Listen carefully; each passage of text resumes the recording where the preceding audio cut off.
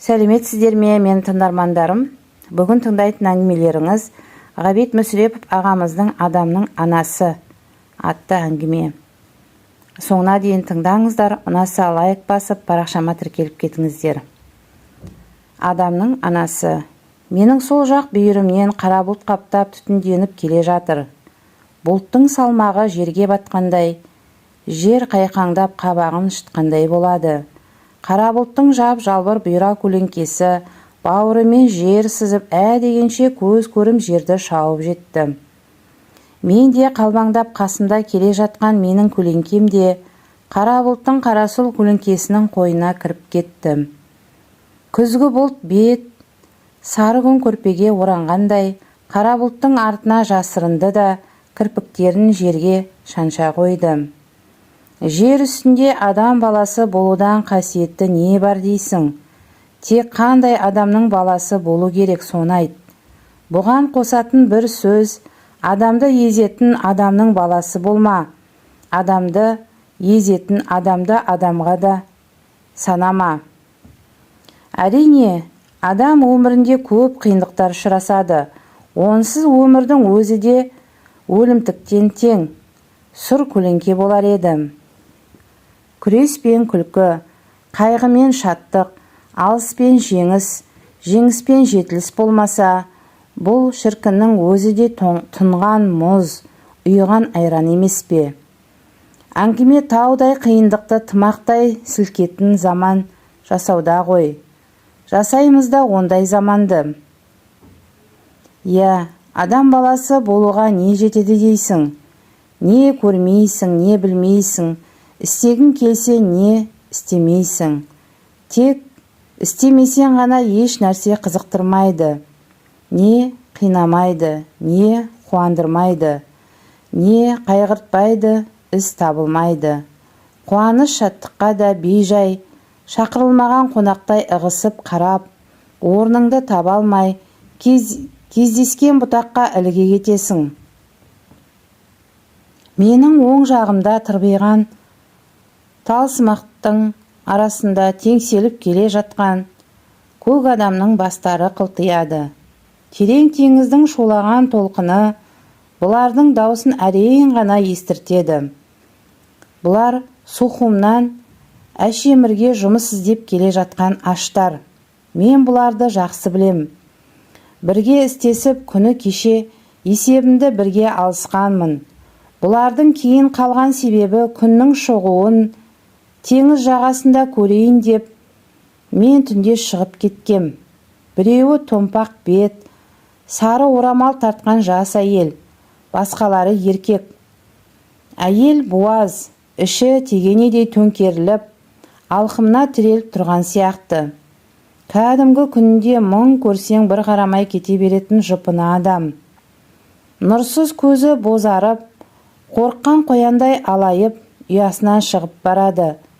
Басындағы сары орамалы күнбағысқа ұқсап, алшаң басып келе жатқанын көріп отырмын. Сухумда оның байы өліп қалғанын да білем. Өйткені мен осылармен бір баракта тұрғам. Орыс халқының жалпақ әдеті бойынша өмірдегі бақытсыздықтарын талай рет айтқан. Шоласып келіп сөйлегенде айнала 6 шақырымға естіліп тұратын. Бұлар бір жабырқау адамдар. Өздерін өмір бойы қайғы басып, әбден езіп жіберіпті. Туған жерден айдап шығып, күзгі қураған жапырақтай ұшырып, осы жаққа алып келгенде сол өмірдің кемтарлығы. Қазіргі күнде ауыр бейнеттің әбден ақ елегені сонша, барлық дүниеге өгей ұлша қарайды. Еш нәрсеге қуанбайды, қайғырмайды да. Олардың ол кездегі еншісінің өзі де сол ғой. Аяныш түрде қайыршыларша ғана біріне бірі езу тартып, шіркін, жирақ екен, байлықтың құлағы көрініп тұрған ай, жоқ тасы көп екен, қолайлы жер емес деседі. Сөйтеді де өз жерлерін кеңес қылады. Етектей болса да өз жеріңді айтсайшы, 7 атадан бергі өлінің сүйегі, тірінің тері сіңген жер емес пе? Өз жерлерін әрі-бері мақтап келеді де. Біздікі дейтін жердің өзі осы жердің бетінде қалды ма жоқ па? Осы біз жер бетін түгел біздікі десе қанша қателесеміз, деп бірін-бірі жеңінен тартып, айлалы пішінмен жымиысып тұра қалады. Бұл сұраулары түйінді, бір қорытынды секілденіп елестейді. Әлгі келе жатқан сары орамалды әйел бір кезде ағаш арасына сүңгіп кеткендей болды. Тамағымды жеп болдым да шелекшемді беліме іліп, қисық таяғымды қолыма алып, әлгілердің артынан мен де жөнелдім. Бір бүйірімнен ақырын ғана ыңырсыған адам даусы келді. Кәдуілгі жаныңды сілкіндіріп, жүрегіңді жейтін адамға ғана естілетін адамның ыңырсуы. Қарасам, бір топ талдың арасын ашып жіберіп, арқасын талға сүйеп манағы әйел отыр екен. Басын бір жақ иығына салып, екі езуі құлағына жеткендей керіліп, аузы қисайып кетіпті. Көзі ұясынан шығып барады. Есінен танып бара жатқан тәрізді. Қайыстай қара қолдарымен төңкерілген ішін басыпты да адам қорқарлықтай ауыр дем алып отыр. Төңкерілген іші толқып бір жоғары бір төмен түседі. Сап-сары тісі ақсиып ауыр қиналыста. Немене, біреу ұрды ма? Дедім қасына келіп. Кет әрі ұятсыз, кет, деп жалаң аяқтарымен құмды осып жерді тырналап жатып, басын шайқады. Түсіне қалдым. Бұрында бір ұшырасқан жұмысым болатын. Сонда да қорқып кейін секіріп кеттім. Әйел байғұс қиналып көзінен жасы парлай бастады. Ұясынан шығып бара жатқан көздері жарылып кетейін деп тұрғандай шиыршық атады. Беті күп-күрең болып долырып кетіпті. Шәйнегімді, шелекшемді тастай бердім де әйелдің қасына келдім. Шалқасынан жатқыздым да тізесін бүгейін деп едім, әйел бетіме салып қалды. Сөйтті де кеудемнен итеріп жіберіп, аюға ұсап құрылдап, әрең бұрылды да төрт тағандап ағаштың ішіне қарай сүйретіле жөнелді. Бұзақы сайтан, деді маған. Бірақ төрт тағандап жүре алмады, қолдары бүгіліп құлай кетті. Бет аузы құмға кіріп кетті де, аяқтарын ербеңдетіп ыңырсый бастады. Тезірек жүгіріп келдім де шалқасынан салып тұрып тізесін бүктім. Жат, қиналдамай. Қазір балаңды табасың, дедім. Өйткені қағанағы жарылған екен. Сөйттім де жүгіріп теңізге барып, білегімді түріп жіберіп, қолдарымды ысып тұрып, жудым да акушерка қызметіне кірістім. Әйел олай да бүктетіледі, бұлай да бүктетіледі. Отқа жанған талдың қабағындай 90 бұралды сорлана. Жерді ұрып, қолына түскен көдені жұлып алып, аузына тыға бастады. Сол кезде дүниеге келе жатқан адамның басы да көріне бастады әйтеуір. Бақытты ма, жоқ па, әйтеуір дүниеге бір жаңа адам келе жатыр. Әйел екеуміз аз ғана ұрысып та қалдық. Әйел тісінің арасынан бірдеңе деп маған ұрсады. Мен де ақырын ғана оған ұрсамын. Әйел жанына батқандықтан және еркектен ұялғандықтан ұрсатын шығар деймін. Мен әйелдің өзін аяғандықтан ұрсам. Құдайы құрғырай, дейді әйел тісінің арасынан сыздықтап.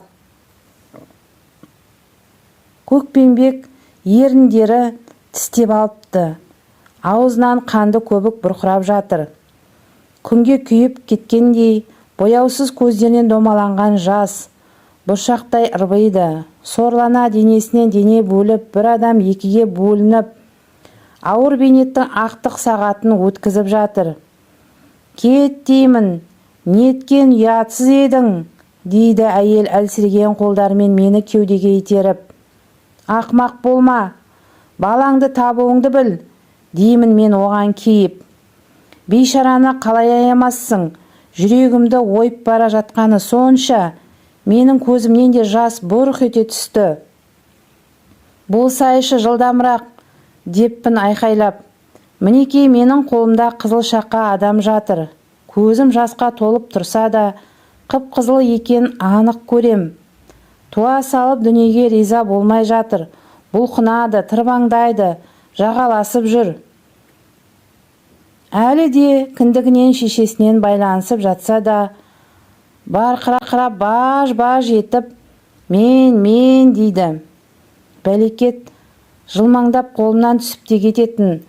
Қолыма алыппын да қуанғанынан қараппын да қалыппын. Кессейші кіндігін, дейді ана, көзі жұмулы жатқан күйі. Көкпеңбек еріндері әрең қимылдайды. Пышақпен кес, дейді тағы да.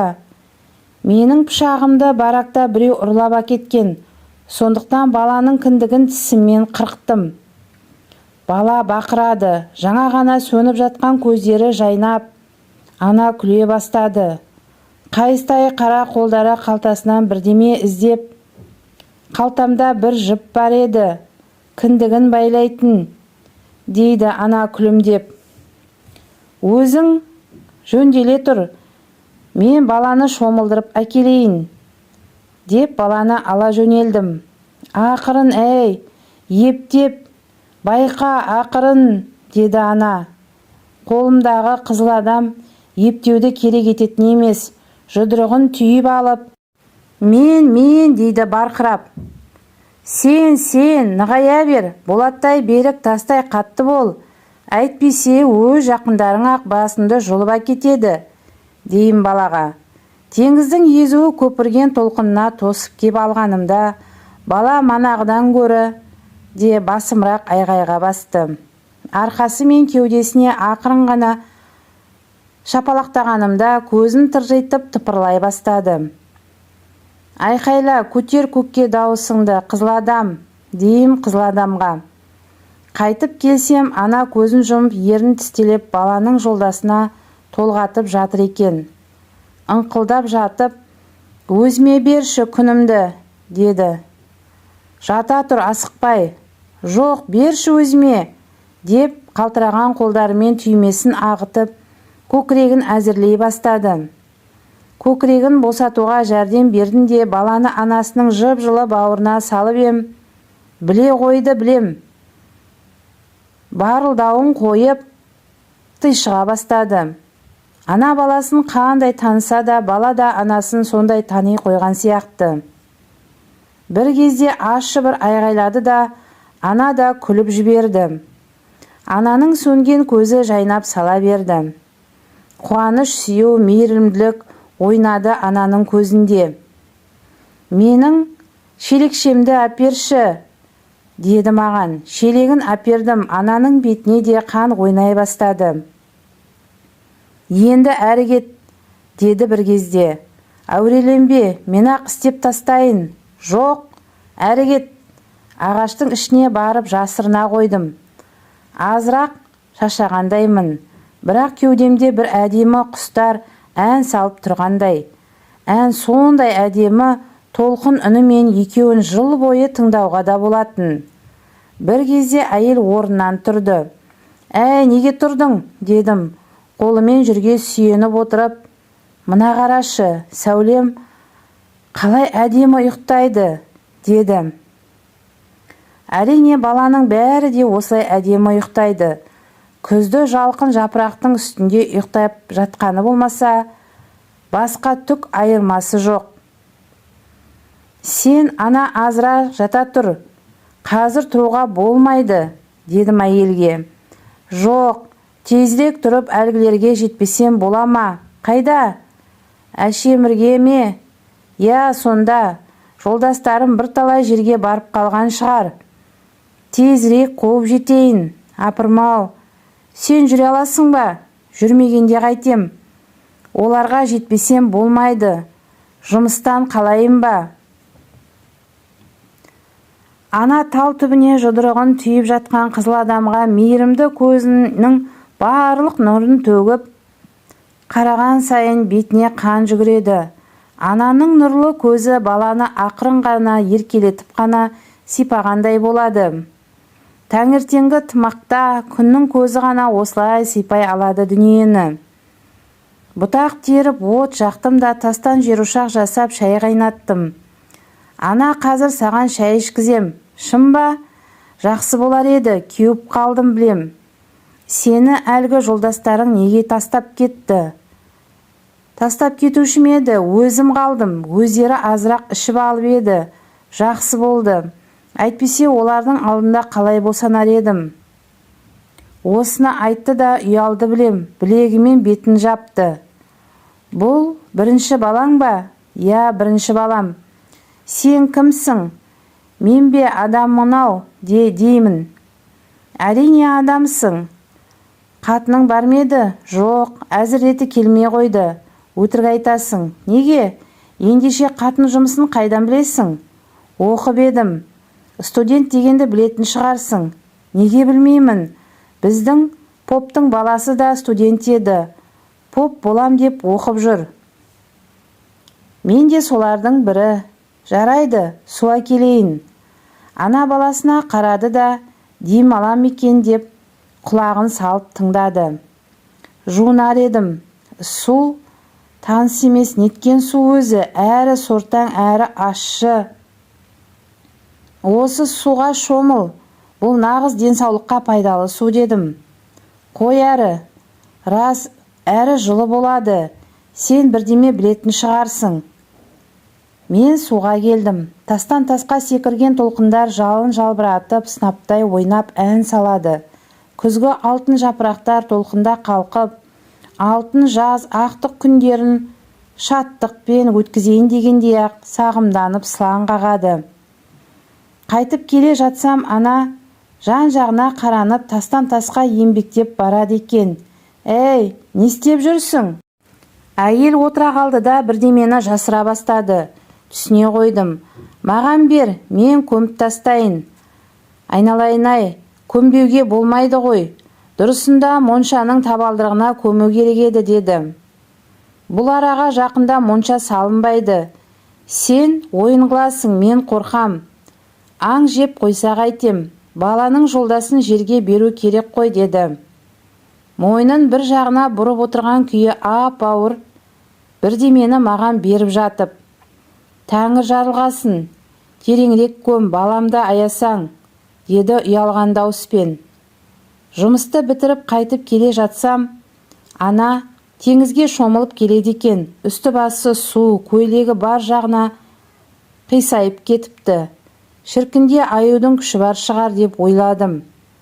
Балмен қайрақтай болып қатып қалған қара нанмен шай іштік. Оқуды тастағансың ғой сірә, деді әйел. Я, тастадым. Арақ ішесің ғой. Я, өлгенде ішетін едім. Ой, мен сені Сухумда көрген екенмін ау. Бастықпен тамаққа таласып жаттың ғой бір күні. Сонда-ақ ойлап ем, бәлекет, бір ешкімнен қорықпайтын маскүнем екен деп. Сөйтті де баласына қарап, апырмай, балам өліп қалмас па екен. Сен жәрдем бердің, көп жаса, деді. Шайды ішіп болып, мен мүлкімді жинап жатқанымда, әйел жерге қарап қалғып отыр еді. Бір уақытта көзін ашып орнынан тұра бастады. Жүрейін деп отырмысың? Я. Ау, абайла ана. Жоқ, жүрем. Жолдастарыма жетем. Баланы маған әперіп жібер. Мен көтеріп жүрейін. Ана бергісі келмейді. Азарақ пластықта аяғында баланы мен көтердім. Апырмай, құлап түспесем деп, ана қолын менің иығыма артты. Россия жеріне жаңа келген, тағдырының беті ашылмаған қызыл адам менің қолымда жатып, мардамсап мұрнын тарта түседі. Теңіз жағасын сабалап, ағаш шуылдап, өзен суы сыңқылдай түседі. Жас босанған жас ана, жаңа қырық бұрап өзегін үзген бейнетті елең қылмастан әшемірдің ауыр жұмысына тартып келеді. Жүрген сайын көздерінен махаббат төгіп, жас бөбегіне қарап қояды. Дүниенің шетіне дейін осылай жүре берсем, ұлын еркін дүниеде өссе, жүруге шаршамас едім-ау. Адамның анасы болу қандай жақсы. Жүрегім қуаныш төгіп, нұр шашып келе жатқанын қарашы, деді ана, бір жерде тұра қалып. Теңіз қатты тулайды, қара бұлт найзағай шашып, бұршақ төгуге әзір тұр. Менің қанатым керіліп, өрісім кеңіп, құрметті ананың ұлына қарап, сен қызыл адам, тез ер жет, қатты айқайла, дүние естісін деймін. Бұл уақиға әлде қашан болды, бірақ ананың құрметі қашанда жаңа ғой. Әңгімемді соңына дейін тыңдағандарыңызға рахмет. Аналарыңызды құрметтеңіздер. Аман болыңыздар.